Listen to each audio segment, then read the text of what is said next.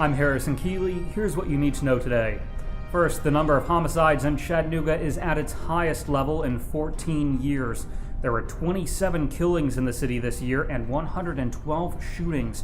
However, the number of shootings is actually lower than last year. Despite the city's violence reduction initiative, gang-related killings increased from 12 to 15 this year. While some question whether the mayor's program is actually working, city leaders are standing by it. Speaking of crime, another person was shot overnight in Chattanooga. It happened around 11 p.m. in the Alton Park neighborhood. The victim was taken to a hospital with a non-life-threatening wound. Anyone with information is asked to call the police. A new audit has revealed that the Tennessee Valley Authority was overbilled more than $2.4 million for nuclear work. TVA says the overcharges came from one of its biggest nuclear contractors, Bechtel Power Corp. Bechtel is helping TVA finish a second reactor at Watts Bar Nuclear Plant and had previously worked on the unfinished Bellefonte plant. TVA inspectors say Bechtel submitted bills for ineligible labor, travel, and housing expenses.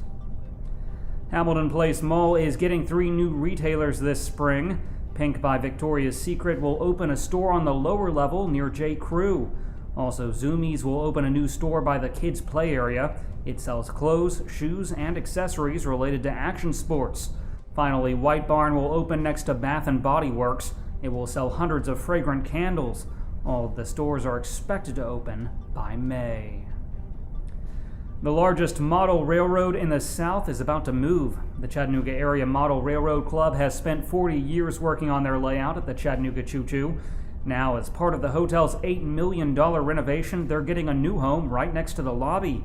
But instead of moving the fragile setup, they'll be starting all over again from scratch. The new exhibit will be smaller, about a third of the size, but it will also use better technology. The hotel isn't saying what will move into the vacated space or when the new exhibit will open. Sequatchie County High School has a new football coach. Adam Kane will take over for Kane Coquette, who resigned after last season. Kane graduated from McCallie School in 1989 and coached last season at Hewitt-Trussville in Alabama. Sequatchie chose him from a pool of more than 60 applications. Finally, a small North Carolina town plans to ring in the new year by dropping a dead animal. And it's all because of PETA, People for the Ethical Treatment of Animals.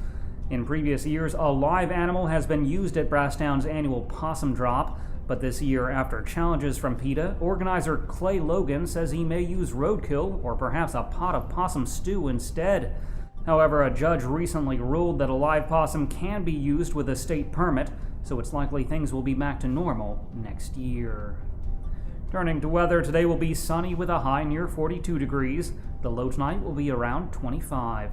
That's it for today's news. Thanks for being with us.